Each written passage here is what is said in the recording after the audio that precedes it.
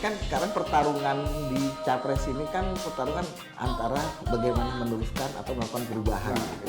Berarti capres ini punya peran sangat vital dong. Sangat vital meskipun sebetulnya posisi cawapres itu komplementer. Cak Darto bisa menilai dekat dengan Gen Z dan milenial itu apa faktornya? Itu saya yakin dan menurut saya penting itu untuk menggrab suara milenial yang sekitar 52%. Gen Z juga ya? Gen Z dan milenial Milenial, ya. sekitar Berapa? 52% kan. Besar ya? Artinya ini suara mayoritas. Ini ada masa ya yang sekarang lagi diam sebenarnya. Caimin melengkapi Anies. Pertanyaan kita, benarkah dia melengkapi? Ya kalau ditanya soal capres, wes ya takut aku lah soal itu, takut lain-lain. Tapi pemilu jadi ya.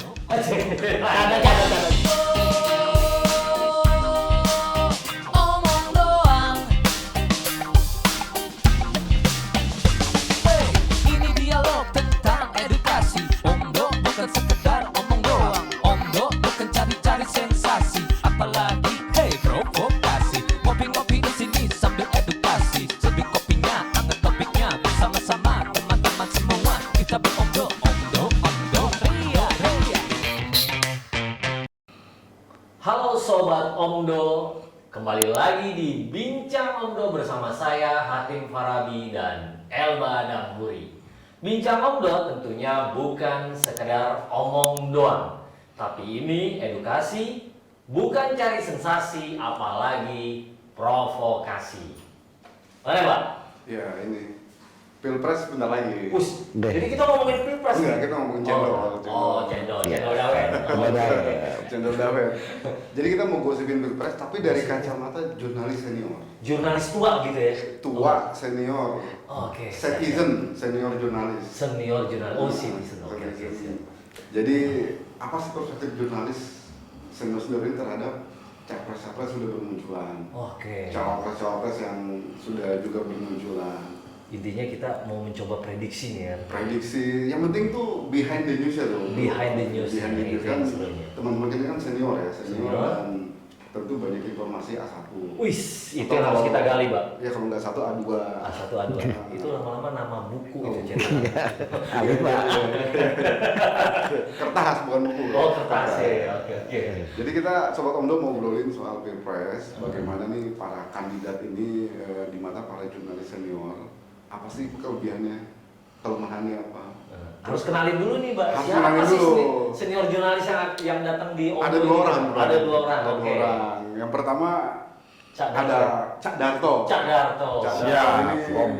satu-satunya pimpinan jurnalis pimpinan Bro Hatim Ini. di media yang sebenarnya bank tentang bank Infobank, tetapi dia tidak diregulasi oleh OJK maupun LPS. Enak Jadi amat ya. satu-satunya Enak banget bank itu yang nggak perlu mengikuti aturan dari otoritas keuangan. Mantap. Bang FOB. buku 7. Bank buku 7. Bang buku 7. Bank buku 7. Padahal Pak sampai buku 5 doang emang ya? Buku 4. Buku 4. Buku. Dia buku 7. Oh buku 7 berarti ya. Mas Darto atau Cak Darto dari Siap. Infobank ini wartawan senior sehari-hari Iya. ekonomi ya, keuangan. Ekonomi keuangan. Meskipun dulu pernah jadi wartawan kriminal ya, Cak Darto ya. Iya. Wartawan politik ya. Dulu pernah jadi wartawan kriminal, bukan pelaku kriminal bukan. Iya, iya. Wartawan kriminal. Makanya di Polda nih, Mas Reserse. Oh, iya. Dulu tahun berapa 70-an kali ya. Nah ini ada Kak Adi nih, Bang Adi. Bang Adi. Bang Iya. Adi. Betawi Tulen nih Bro Tahu Adi. itu ya. Ini pengalamannya luar Wah, biasa luar nih, biasa. Mbak. Iya, biasa di luar kita. Biasa ya, di luar. Dan udah banyak bekerja di beberapa media ya. Iya, Luar iya. biasa. Iya, Kita sebelum di Kata Data Di FIFA dulu. FIFA ya, News, Pemret FIFA. Bukan juga di Detik.com. Detik.com gitu kan. Ya, termasuk generasi awal detik juga ya. Iya, Bang masih Adi awal ya. tahun 99 kalau nggak salah 99 itu. ya. Iya, iya. Jadi kita sekarang lebih ini ya ngobrol-ngobrolin cerita-cerita mengenai calon-calon capres dan cawapres ini ya. Iya. Kita tahu kan tanggal 25 nih ya, Mbak ya. 19 sampai 25 nih. 19 sampai 25 Oktober ya. Oktober. Ya mungkin dari Bang Adi dulu nih. Bang Adi, boleh. Sebagai yang paling senior di sini kan Bang Adi. Meskipun umurnya lebih muda dari Cak Darto. Kita mau tahu dulu nih, menurut prediksi Bang Adi nih, kira-kira kan ini udah kelihatan capres. Kelihatan capres. Capres sudah. Yang serunya ini kan sebenarnya cawapres nih. Cawapres. Bisa nggak diprediksi nih kira-kira capres sama cawapresnya siapa aja, terus kira-kira akan ada berapa calon sih? Tapi pemilu jadi ya. Canda. Oke, kalau ngelihat kan sekarang yang udah kelihatan kan muncul tuh pasangan kan belum ada pasangan 1 atau 2 ya, pasangan Anies sama Caimin ya. Ya. Nah itu juga kan masih belum, ini juga baru deklarasi kan, karena kepastian capres itu kan baru Pendaftaran. pada saat pendaftar. Kalau belum ada KPU, semua masih terbuka gitu kan. Nah yang seru ini sebenarnya kalau ngelihat pasangan Ganjar dan Prabowo. Nah ini seru-seruan nih, karena paling lama ini sampai sekarang belum ketahuan siapa capresnya. Tapi udah banyak calon yang muncul lah. Mulai dari awal-awal tuh Pak Erick Thohir muncul, lalu juga Pak Mahfud MD, ada nama lagi Mas Sandi Uno, lalu juga ada Khofifah. Dan terakhir tuh saya ketemu Bu Khofifah tuh sekitar 2 bulan lalu. Dia kalau ditanya soal capres, wes takon aku lah soal itu, takut orang lain. Berarti ini udah nggak ada kemungkinan untuk masuk, dan ternyata kan akhirnya kejadian juga kan, akhirnya Khofifah udah tidak masuk juga. Begitu juga dengan Sandi Uno ya gitu kan. Tapi menariknya nih, kalau saya sih ya ngomong soal capres ini udah nggak menarik, karena kita udah tahu capresnya siapa-siapa aja. Pertarungan menarik itu adalah di sosok cawapresnya. Nah sosok cawapres ini penting ini. Karena apa? Dia bukan hanya sebagai pembantu presiden, sebagai orang nomor 2 gitu kan. Ya kalau sekarang kan memang ada cawapres yang dianggap apa namanya, ya kurang kelihatan lah gitu kan, bukan kurang bekerja ya, kurang kelihatan ya, ini menurut orang sih gitu kan. Nah sosok cawapres nanti itu benar-benar harus seperti ini seperti pasangan yang memang tidak bisa dilepaskan. Yang satu memang bicara soal bagaimana menurut cita-cita bangsa ini, yang satu lagi memang harus yang kuat bekerja gitu kan, yang benar-benar harus dibuktikan dari sisi kinerjanya gitu kan. Dan saya rasa sih kalau bicara cawapres ini ya nggak harus juga orang politik, karena di dua-dua juga udah orang politik kan. Karena perlu memang orang yang sangat profesional gitu. Karena kita ngelihat sekarang kan apa yang dilakukan oleh Pak Jokowi dan kabinetnya ini kan sekarang ini kan sudah sebuah titik kemajuan yang cukup luar biasa ya gitu kan, luar biasa. Dan memang jadi benchmark publik untuk melihat dari mulai pembangunan infrastruktur, lalu juga bicara soal hilirisasi, gimana juga percepatan transisi energi yang sekarang ini terus benar-benar digenjot oleh sekarang. Jadi akhirnya ini publik juga ngelihat ini kayaknya perlu harus cawapres yang memang kuat gitu loh untuk bisa bekerja sama dengan presiden gitu. Dan dari beberapa nama ini ya, ini karena Omdo ya, Omdo doang gitu. Tapi juga saya ngelihat beberapa dari hasil survei, Pak Eto selalu menjadi nomor 1 lah gitu kan. Ya mungkin karena nggak dari kinerjanya gitu. Kalau yang saya dengar dari baca-baca sih, karena kan sekarang ini agak jarang ngurusin konten-konten berita, tapi hanya sebagai baca. Iya, udah ngurusin bisnis bro, harus cari cuan terus gitu kan. Nah itu udah bagus sih, kayak laba BUMN itu kan dari tahun 2021 tuh sekitar 127 triliun ya, sekarang udah 300. Peningkatannya luar biasa sebenarnya. Iya, tapi memang sekarang ini kan Pak Eto bukan hanya dibutuhkan juga di BUMN ya, tapi juga sekarang udah ketarik juga nih di PSSI. Dan kelihatannya sih memang publik pecinta bola gitu kan. Saya dulu cinta bola juga, tapi sekarang udah nggak sempet juga nonton bro. Udah jam 1 udah tidur lagi. Cinta MU? Enggak, sorry, gua anti MU, gua Arsenal. Itu harapan publik ya terhadap perbaikan di PSSI itu benar-benar udah kelihatan gitu kan. Ini jadi sebuah pembuktian bahwa kalau orangnya bagus gitu ya, ditaruh di mana aja juga jadi gitu barang itu gitu kan gitu. Tapi memang ada beberapa yang mungkin kelemahannya ya gitu kan. Kelemahannya dari sisi bicara cawapres kan harus bicara juga pendekatan ke partai-partai nih. Saat ini kan udah cukup banyak pendekatan ke partai-partai juga gitu kan.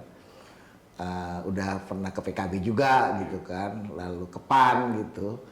Tapi memang yang sangat-sangat serius itu dari PAN ngedorong terus. Bahkan yang saya dengar juga hingga ke Ibu Mega juga kan. Meskipun Ibu Mega bukan menolak sih ya bahasanya ya, masih menimbang-nimbang gitu kan.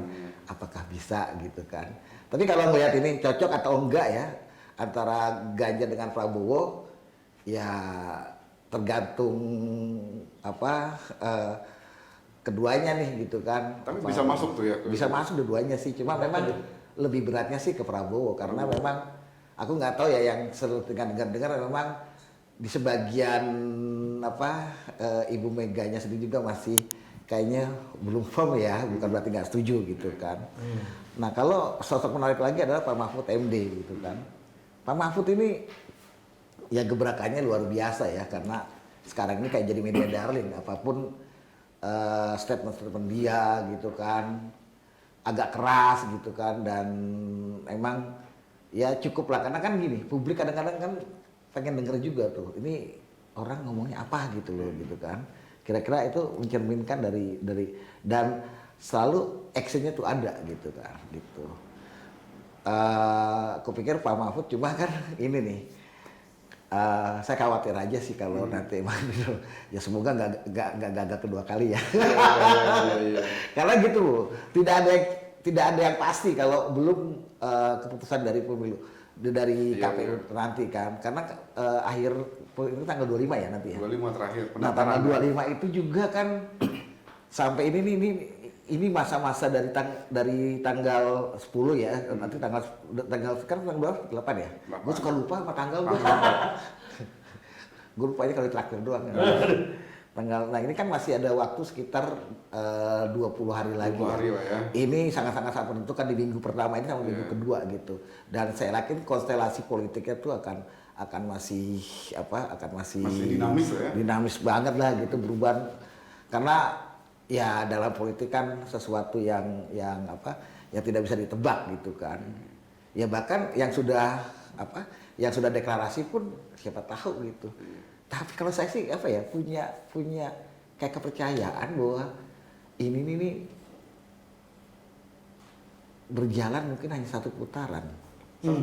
Satu putaran karena aku sih dari anggaran kan hanya untuk pemilu itu kan satu putaran gitu kan. Jadi resiko tinggi gitu misalkan. Resiko tinggi kalau 2 putaran pertama.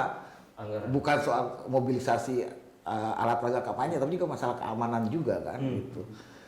Terus kalau misalnya 3 putaran juga dua putaran. Kalau dua putaran, kalau 3 ya nggak ada ya. Tiga pasang.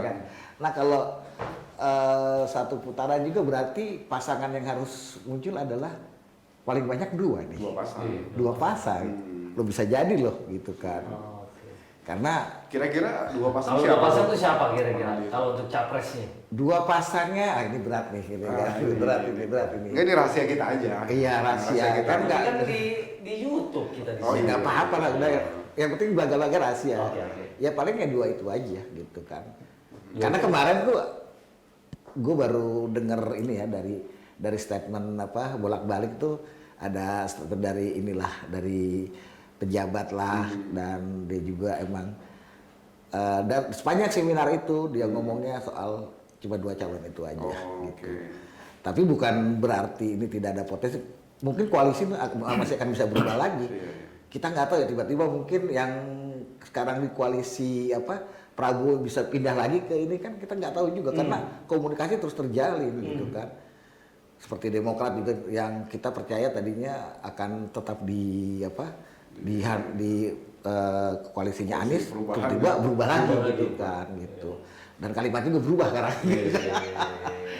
Dan itu sih, tapi ini kan sekarang pertarungan di Capres ini kan pertarungan antara bagaimana meneruskan atau melakukan perubahan gitu kan. Nah itu yang paling penting.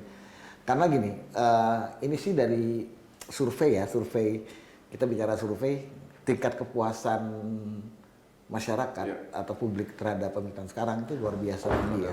sampai di atas 80% kalau terakhir gitu Biasanya kan. kalau udah menjelang Udah mana turun Presiden gitu kan. tuh turun Ini kan kepuasannya. Kenapa? ini. Kenapa bisa begitu ekspektasi masyarakatnya? Karena presiden ini bisa menjaga ekspektasi tersebut. Misalnya soal IKN kan, hampir tiap minggu kan, hampir tiap bulan pasti ada acara di IKN kan. Itu membuktikan bahwa pemerintah serius untuk bangun IKN. bangun IKN untuk Dengan segala memindahkan. pro kontranya ya. Ada. Terus bicara soal hilirisasi, pemerintah sangat serius sampai sekarang kan masih terus kan dilakukan hilirisasi gitu juga. Ya Itu bukannya harus hilirisasi itu biar kita nggak jadi market tuh emang. Iya emang karena apa? Apa namanya tuh kalau dalam bahasa ininya jadi berkali-kali lipat sih ininya hasilnya gitu dari itu kan. Terus kedua juga mas soal transisi energi nih, apalagi dalam situasi gini. Jadi yang beberapa campaign dari pemerintah itu yang mungkin juga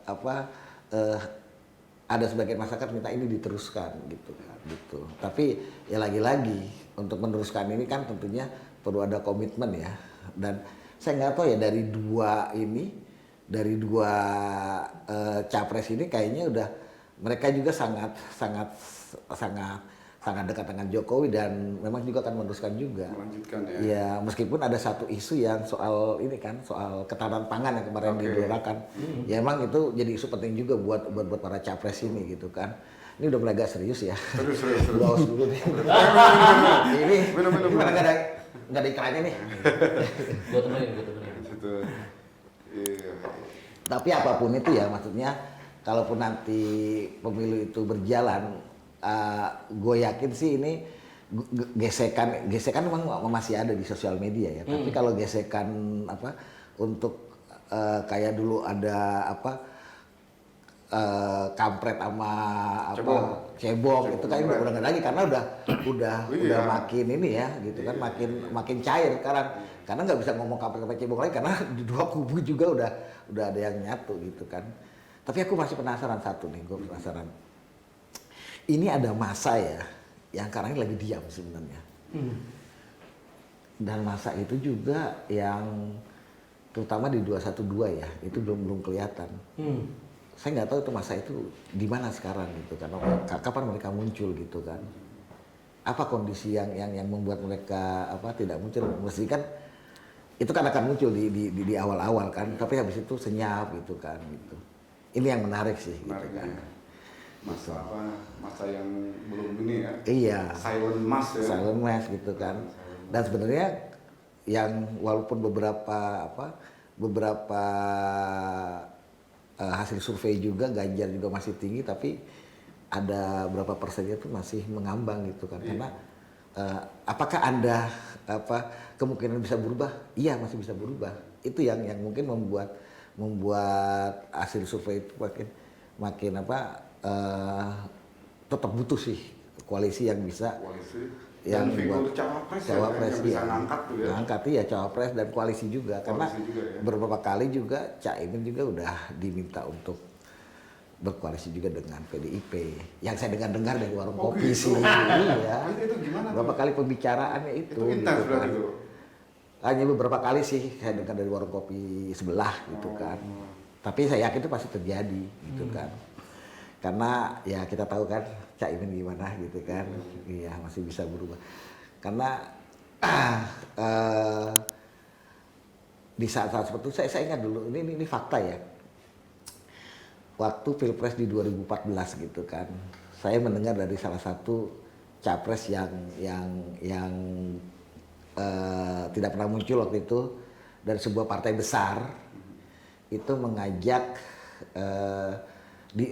diajak oleh Caimin untuk bisa berkoalisi antara partai PKB dengan partai tersebut. Cuma akhirnya ditolak kalau memang saya pasangan dengan Anda yang memilih siapa bakal kalah gitu kan. Ya sekarang pasangan itu nggak terjadi. Nah ini makin hot nih. Makin. Tapi sebelum kita dalamin nih, kita perlu juga menyimak ini nih pemikiran dan info-info A1 sampai A7 dari Cak Darto kita nih. Iya. Biasanya dapetnya lebih seru lagi nih beliau nih. Iya sebagai Silakan, Cak. bangkir ya, bangkir. Saya mulai dari yang A7 dulu ya. A7 oke. Jadi A7. pertama- Tapi panjang ya A7 A6.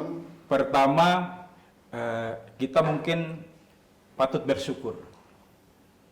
Saya 99 pemilu demokrasi pertama di Indonesia itu sudah Informasi. melakukan liputan pemilu. Cukup tua Mungkin ya. Om Hatim masih bolak-balik Jakarta Depok naik kereta di atap di atas ya. waktu masih STM ya. Iya. Saya udah liputan itu. Sering kesetrum makanya aku gini kan. Iya, agak lain. Dari 5 kali pemilu, Iya.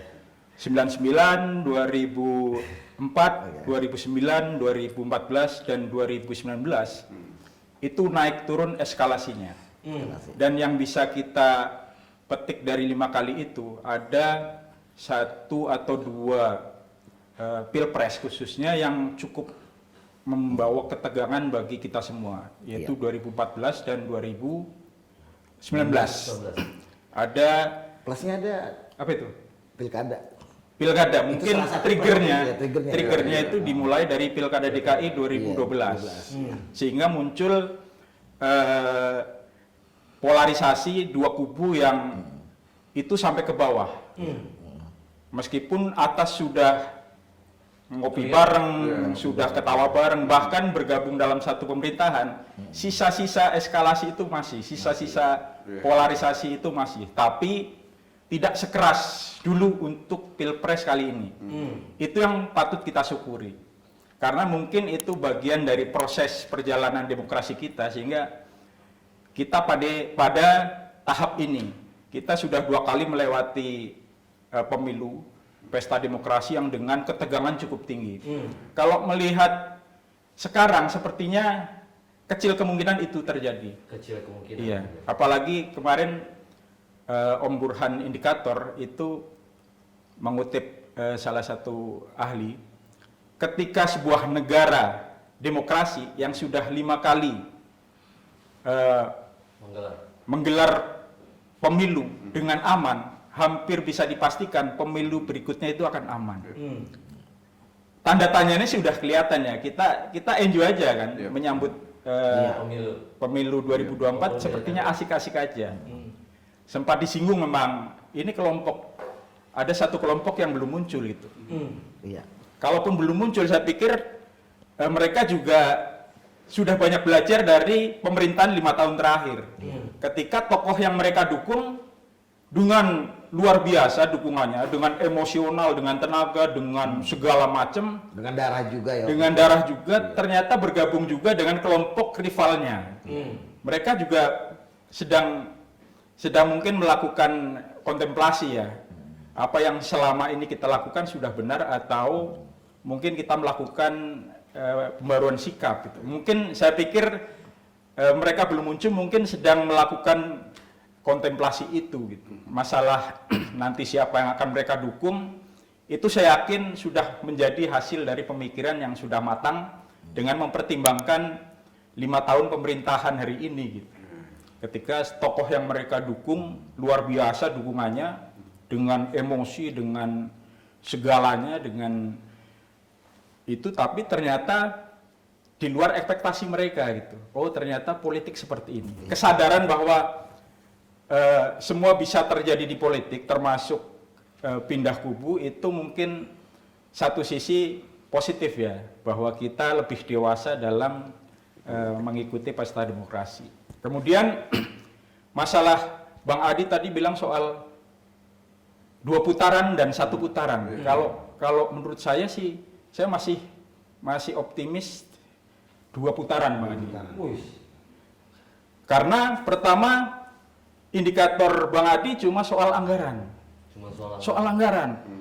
Kita tahulah bagaimana pintarnya pemerintah kita mencari anggaran untuk hal-hal seperti itu.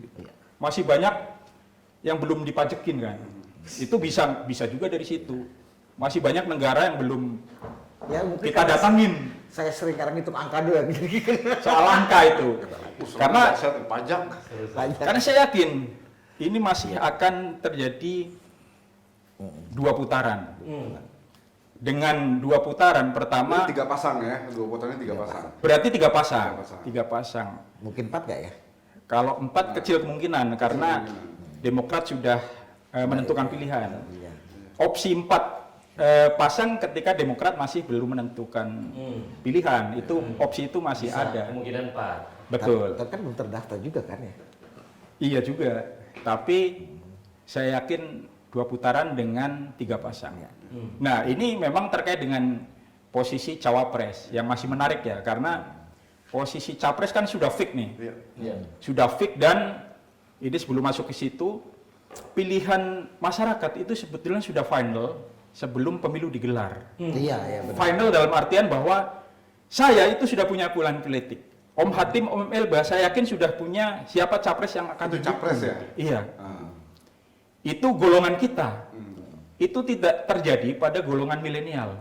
Yang sampai hari ini belum menentukan. Oh gitu. Nah, posisi cawapres itu saya yakin dan menurut saya penting itu untuk menggrab suara milenial yang Dan sekitar Gen Z kali ya? 52%. Gen Z juga ya? Gen Z dan milenial. Milenial ya. Sekitar Iya. Berapa? 52% kan. 52%. Artinya ini suara mayoritas yang belum menentukan pilihan karena pertama mereka belum ada pasangan yang fix, baru ada satu pasangan yang fix. Kemudian ketiga, mereka masih bingung karena dari ketiga pasangan ini kalau nanti terbentuk itu relatif ekonomi, sistem ekonomi yang akan mereka terapkan kelak itu relatif tidak beda jauh. Iya. Jadi posisi cawapres itu nanti akan menentukan karena pilihan itu tergantung 3 hal. Pertama kan track record, Rekod ya. kedua ketokohan, personal branding dia seperti apa, dan ketiga adalah program yang akan ditawarkan ke Iya. masyarakat. Kalau posisi cawapresnya itu tiga-tiganya ini mewakili 52% Gen Z milenial ini, saya yakin capres yang didukung oleh pasangan itu luar biasa kontribusinya. Berarti capres ini punya peran sangat vital dong. berarti? Sangat vital meskipun sebetulnya posisi cawapres itu komplementer. Kita ingat 2019 yang Pak Mahfud tiba-tiba digantikan oleh Pak Kiai. Pak Kiai, Pak Ma'ruf Amin, itu juga bukan tanpa pertimbangan matang. Memang secara elektabilitas itu posisi Pak Ma'ruf itu tidak cukup membantu banyak. Di Banten misalnya, Jokowi hanya dapat 14%. Padahal Pak Ma'ruf, beliau itu asli dari Banten. Artinya secara elektabilitas tidak terlalu memberi kontribusi yang cukup besar. Tapi dia cukup melengkapi posisi Jokowi yang saat itu mendapat pressure terkait dengan politik identitas bahwa Jokowi dianggap atau dituduh tidak agamis, tidak islami atau jauh dari itu gitu. Tuduhan-tuduhan itu dimentahkan dengan Pak Jokowi dengan menggandeng Ma'ruf Amin dan itu terbukti berhasil. Berhasil. Setelah Pak Ma'ruf ditetapkan tidak ada lagi serangan dari sisi itu kan. Nah, makanya posisi cawapres nanti kan tinggal 2 nih yang belum mempunyai cawapres. Itu menurut saya yang akan salah satu menjadi penentu. Yang akan dipilih oleh 52% Gen Z dan milenial. Dan di posisi itu sebetulnya kita sudah bisa mereka-reka. Bisa menebak-nebak. Bisa nih, menebak. siapa ya? 52% itu selama ini condongnya ke cawapres, nama-nama kan sudah muncul nih. Betul, ya.